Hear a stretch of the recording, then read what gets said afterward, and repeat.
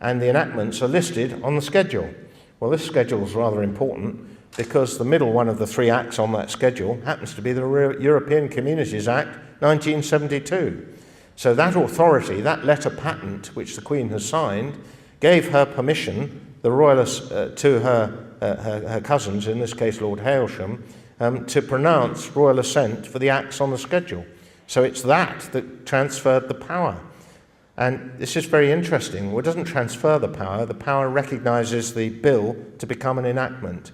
And the text of the letter patent tells us the story, set forth in the schedule here too. But the said acts are not of force or effect in law without our royal assent.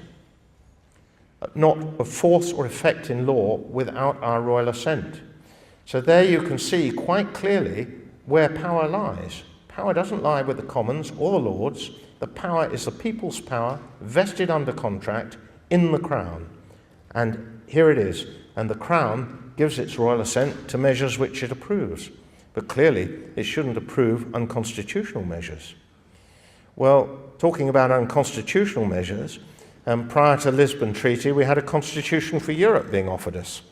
And Article 10, the constitution and law adopted by the Union's institution in exercising competencies conferred on it shall have primacy over the law of member states. Well, that's quite interesting, isn't it? How can it have primacy over our law? Anyway, that was an article. Of course, this was chucked out. It was revamped as the Lisbon Treaty. And the Lisbon Treaty, of course, has got it in there that the competencies, the areas over which they can have jurisdiction, if you look in the small print, you'll find they can define them. They can alter them. And, of course, the Constitution became the Lisbon Treaty. Now then, I said we'd go back to the oaths of office. And this is very interesting. This is a Privy Councillor's oath of office. This is just a segment of it, which was highlighted earlier in black, and I'll read it to you. You will to your uttermost bear faith and allegiance unto the Queen's Majesty. See the point there, unto the Queen's Majesty, i.e. the majesty of the Crown, the majesty of the British Constitution, and will assist and defend all jurisdictions, preeminences, and authorities granted to Her Majesty, and annexed to the Crown by Acts of Parliament or otherwise, against all foreign princes, persons, prelates, states, or potentates. It's a medieval oath that has been kept in place and is still the current oath.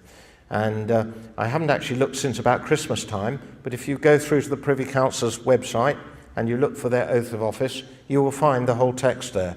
You have to dig for it a bit, but it's there. So that's the oath. And of course, potentate is a powerful city, state, or body. Well, how on earth can we have preeminence if suddenly we don't have preeminence? Because that's the consequence of Lisbon.